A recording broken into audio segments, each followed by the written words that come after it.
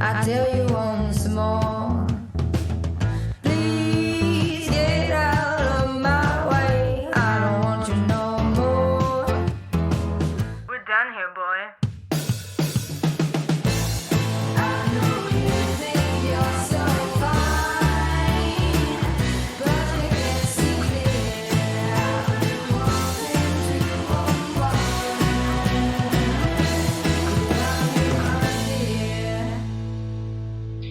Hello and welcome to Women Leading in Cannabis. I'm your host, Kyra Reed. Thank you for joining us. Our guest today is Lauren Murphy, CEO and co-founder of Alt36, a company that provides digital payments for cannabis. Welcome to the show, Lauren. Thank you for having me. Lauren was recently appointed CEO after much needed restructuring of the internal team. She co-founded the company in 2015. Lauren has devoted nearly the last 7 years of her career to developing an unparalleled level of professional knowledge and expertise in electronic payment processes, working both as an independent consultant and a leader within some of the most dynamic and innovative companies at the forefront of the industry. Over the last 4 years, she's dove into the world of compliance and banking with high-risk industries. Lauren has a passion for navigating difficult situations and providing solutions through technology and partnerships. All right, Lauren, so let's begin at the beginning. What is your cannabis story and how did it lead you to become a founder and CEO of a digital payment company?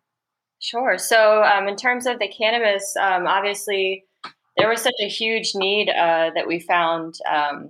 My background is in payments, obviously with, credit card processing, ACH stuff. So in traditional industries, it's super easy to get that all set up. The more and more that I kind of would meet with dispensary owners, and just hear how difficult it was mind-boggling to me, just from the banking side, and then payments where cash was the only option. And so it kind of drove us as a team to build out a solution that would, one, be safer for the customers and merchants, and then make it easier to accept payment and just create more efficient business processes. So kind of as we started that journey, we just it took us a little bit longer to build out the platform and everything involved with it, because we kind of got in the weeds of compliance and realizing, there is compliance on the federal level we have to follow, and then on the each state that we operate in. So it was a huge mess, if you will, that we had to kind of navigate and figure out what the best way was. So our platform is very complex, but on the front end, super simple for both the merchant and the customer. And so we went live, I think it was 2019, but since then we've made a ton of improvements to the platform. And so it's just been really enlightening, kind of helping merchants have an easy way to do like delivery payments before they take off. It's just creating efficiency all around. And how did you come to be in cannabis? Do you have a personal relationship with the plant? I personally don't. I mean, everyone when we're teenagers, of course, but maybe not everyone, but I dabbled in it a little bit. I know my family uses a lot of like the CBD products, just for like intention tremors and things like that. And it's pretty crazy. Just the more that I'm in the industry, learning how beneficial it is for specific ailments. Whether it's physical, mental, or just, anxiety, it's inspiring to me how it helps people. I don't specifically need it myself. I do partake here and there, but I find it very positive with how much it helps people, and how this has kind of been held back from so many people, and they have to get these, prescriptions and surgeries when, a lot of the times this kind of helps them be more comfortable where they wouldn't have to do that. So you started in a regulated field, or your expertise was in a regulated field, and that's what brought you to cannabis?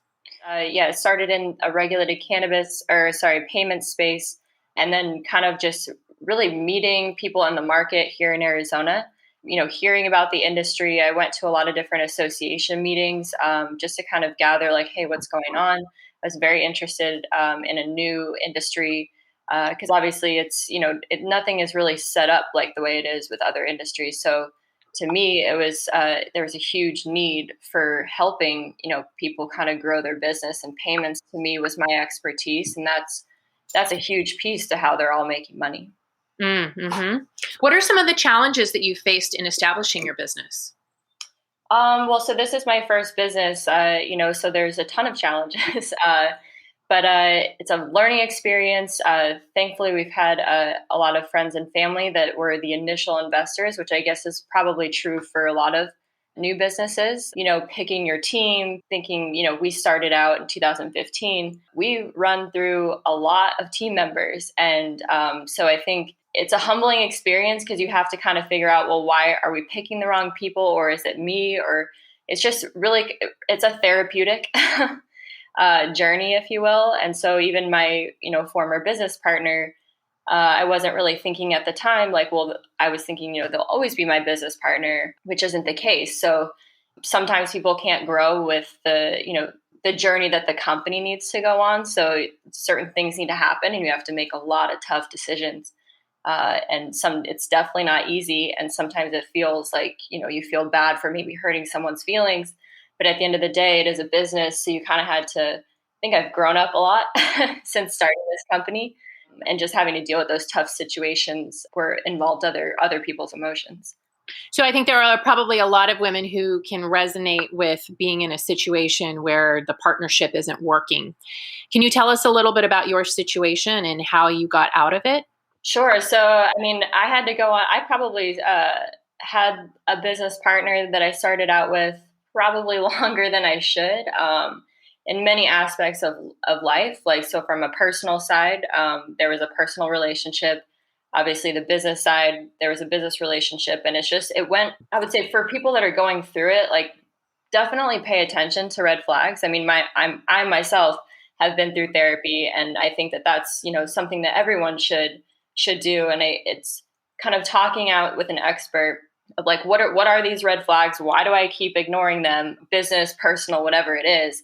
I think you need to definitely pay attention to those for starters. And for me, I was making excuses a lot of the time for, things that were happening. And so I think it's just continuing to be strong, don't give up, and definitely reaching out to experts, whether it's mentors, therapy, parents, friends, just to get everyone's feedback and share them, be honest about what's going on in the situation.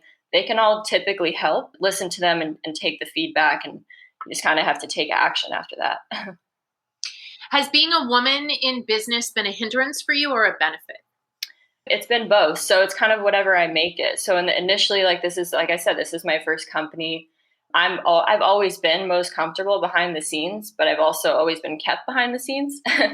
So that was really my comfort zone. And anytime I would try and, do something on my own or be in the front spotlight, I was kind of pushed back. And so I think that part, I was almost like allowing myself to be weak like that and be behind the scenes. But I think there is a huge benefit as well to being a female in the industry, because when you are strong and you want to be out in front of people want you to do well. And so if you're confident in what you're doing, I think that's a huge benefit, plus being the female aspect of it, which is huge right now. So I think it's been both. So how did you go from the place of being pushed in the back to standing out front and running a company? Well, like I said, therapy. But I would say as well, our company was doing very well, but there was just this constant internal struggle with our team on the leadership side, where it was just holding us back so much. And my family has a lot of money invested. We also have a lot of outside investors.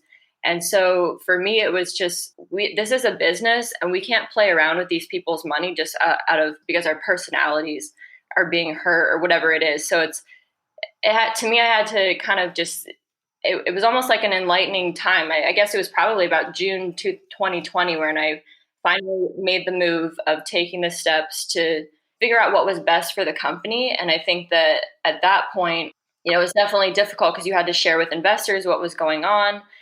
We tried to bring in experts. And so, I think the more the people figured out, okay, this is how the company's being operated, this is what needs to be fixed.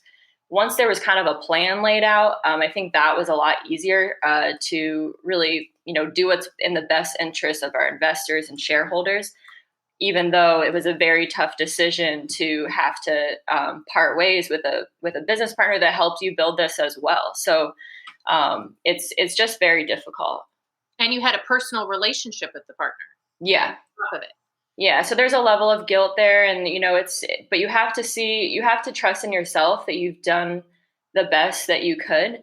You have to trust your own integrity. You have to trust the integrity of your team and everyone that supports you. And so I think, if you're doing what's in the best interest of the business, that's really what you need to focus on, because people didn't just invest millions of dollars because to see the company fail, and they're all worried about your personal relationship. That has nothing to do with it. You need to focus on what the goal is, and the goal is to make the company successful. And the company is thriving right now, and it's just been amazing since really just this year is when we kind of all came together, new leadership, restructured, and we have our plan for 2020. And it's awesome to see the safe space that has now been created for our team to voice their opinions. There are new ideas where, they're not going to get shot down. They're going to be listened to. And I think that from a female aspect, like that to me is huge. I think, for myself, I'm more of a passive person, but I think that also plays to our benefit because I listen to what people have to say, and I just want to make sure everyone's heard. Is hiring a diverse workforce important to you? And if so, how are you implementing policies to ensure that your staff and company live up to your standards about that? It's definitely very important. I mean, we have a very diverse team, and I think that actually adds value for sure to our overall vision and what we do on a day-to-day basis. I think just providing, really, we want to hire the best people for the job. And so whoever that is, that's who we're hiring.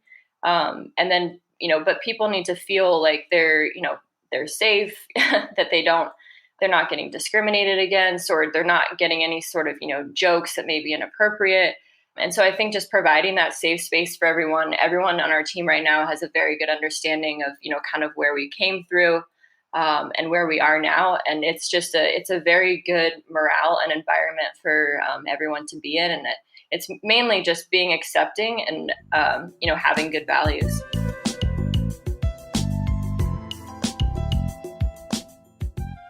So let's talk about the company itself for a little bit. Payment processing in cannabis is a nightmare, to say the least. Banking is probably the number one. Banking and taxation are probably the two biggest roadblocks to progress for a lot of companies in cannabis. I know for myself, I couldn't get a payment processor, even though I'm not plant touching for several years. Yeah. What is it about Alt 36 that is so different than anything else on the market? And how is it that you figured this out? So the main difference from us, I would say on the back end, is really our compliance. So it did take us a little bit longer to get to market. We spent probably about 12 to 14 months on building out our compliance program, hiring a number of experts, because our goal, I've been talking to a few different associations on different panels we've been on recently, and you have to always think about the end goal in mind. And so our end goal is definitely to prepare for federal legalization and to build out a platform that is attractive enough for a possible acquisition of these large payment companies. So how do we kind of back in from there? And the main thing is compliance. So, when they're looking for, different payment companies to either work with, partner, or even acquire, they're going to make sure that you were doing it the right way from the start. So that was kind of our motto with that piece. And the compliance, we had to hire a number of experts. So we do all of the reporting that's required. And then, but on the front end, we wanted to make it extremely easy to use, almost Venmo-esque. So it's like Venmo for cannabis, if you will. The registration process needs to be super simple for customers. Don't ask for more information than you need. Otherwise, you're going to get a lot of bailout where customers will click a link to register. There also needs to be an incentive to customers. So we are really focusing this year. We already incentivize consumers to register. We give them $10 every time they set up or their first setup, and then they can use that towards their first purchase that we fully fund on our side. From there, we've kind of been really getting a lot of user feedback from customers on what they would want for different loyalty rewards. So this year, our main focus is to think about the customer first. And really getting our team on board with that kind of motto. That has really shown successful so far with the different, feedback that we're getting from the customers, and we're actually implementing it into the platform.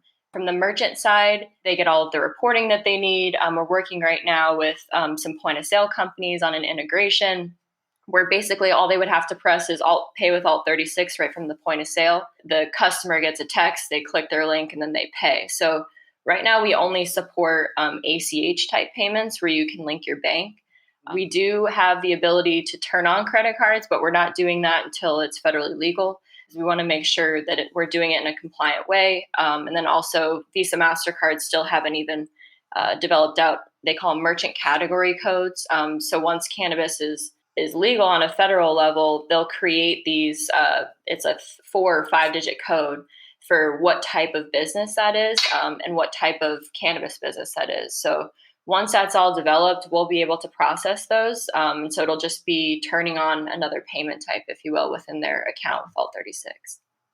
So if I own a dispensary in California and I want my customers to be able to pay me via their bank account rather than having to have cash, you are the solution.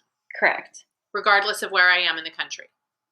Yeah, so we are definitely the solution. So right now we're approved to operate in 8 states. Our primary markets are Arizona and California, but in about 30 days we'll be in all states that have a legal or recreational or medical program through a different transaction flow that we've developed. And so we've been working with the bank on getting that approved. So we're just waiting to kind of push that out the next 30 days. But as of now, we would be able to do that in California.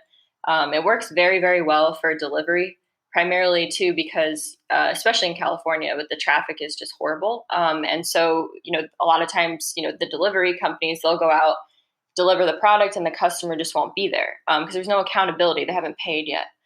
So they're able to collect payment before they even send out their delivery driver on their route of all their deliveries they have to do. So that adds efficiency to obviously their overall business. And they've also seen an increase in their average ticket when customers are paying with Alt36 over cash.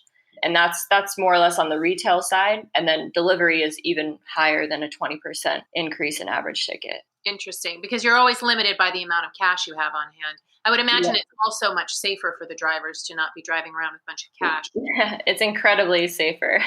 So what are you doing to support other women and women-owned businesses in the market where you are in Arizona in cannabis? Sure. So right now, we recently partnered with META, Marijuana Industry Trade Association, on the social equity program. So there's going to be 26 new applicants. So we're a part of basically the mentorship program where these new business owners or potentially new business owners will be opening up their business. We've kind of created like a merchant toolkit, not just on payments, but just all aspects of business, mistakes we've made. We're also going to be getting involved with Women Grow. And one of the things that I'm also a part of the No Tribe, which is a national women's group. One of the things that I've kind of reached out to more now, given this new role, is there's a lot of women experts, in payments, banking, not necessarily just cannabis, that have been very successful in their careers. And I've been been able to get introduced to these ladies. And it's just pretty inspiring at how much they give back to me, like their time. They don't, they're volunteering their time to me. And so I want to do the same. So that's kind of part of what the No Tribe is as well, just helping other women business owners to small, medium-sized businesses. That's kind of my focus as well, just on a personal level, is to get more involved on, with the different associations and helping just give my expertise based on my experience, or just opening up my network to whatever they need if I can't help them. So if women want to learn more about Alt36, where can they find you? So alt36.com is our website. We do have it's a cool merchant toolkit if you want to check it out. I think it's alt36.com/MITA 2021. And you can set up a free account. We do podcasts each week just on building out your new business if it is a new license holder. And so those are the two main places. And do you have any advice for women who are looking for a payment processor? What are the things they should be looking for? Questions they should ask? Yeah, so part of that merchant toolkit I was just telling you about is I put together probably 20 different questions that you should be asking your payment provider whether you choose Alt-36 or not, and the answers that you should be looking for, because obviously I can give you the questions, but you don't really know, well, what am I supposed to, what are they supposed to be saying? And so, first and foremost, like, you want to make sure that they're compliant. If they're doing credit cards or debit cards, that's not compliant, even though, some merchants will set up a credit card solution. A lot of times, most of the times it ends up getting shut down. So I would really stick with an ACH type solution, whichever. There are a few out there on the market. But then after compliance, like, well, what is your customer adoption? So that it's one thing to, have a solution, but will my customers even use it? And so at least with our comparison, our adoption rate is about 20% within the first 60 days of your overall sales volume, for customers that want to sign up and use it. I know our competitors are about 1.5% when they've been working with them for about 6 months. So the things that we're doing that are really customer focused, you definitely want to make sure that your partner, whoever you choose, has a focus on that, and that customers will actually use it. Excellent. And if women want to find out more about the social equity programs in your area, who can they reach out to? They can reach out to myself, which is Lauren at alt36.com, or Jillian, which is Jillian at alt36.com. Excellent. And what can they find there? So that they can email us if they would like more information. And we can also send them a link to that merchant toolkit that we're making. We're constantly adding content each week. And then we can also introduce you to the head people at META, which is Marijuana Industry Trade Association. There's a plethora of experts that are all involved in this program, this mentorship program that they've put together. So we'd be more than happy to introduce them as well. Excellent. Well, thank you so much for taking some time to share your journey with us today, Lauren. It's been really nice getting to know you. Thank you. I appreciate you guys having me on. Ladies, thank you for tuning in. If you haven't yet joined the Women Empowered in Cannabis community, go to our website, women-empowered-in-cannabis.com, and find your group, Supply Chain, CBD and Hemp, and the recently launched Women of Color group. WEIC is a community that provides resources, connections, events, and content to women working in cannabis in the U.S., Canada, and around the world where there's an interest in cannabis legalization. We welcome women who are currently working in cannabis or who are curious about taking a leap into the industry. Join us next week for another conversation with women leading in cannabis.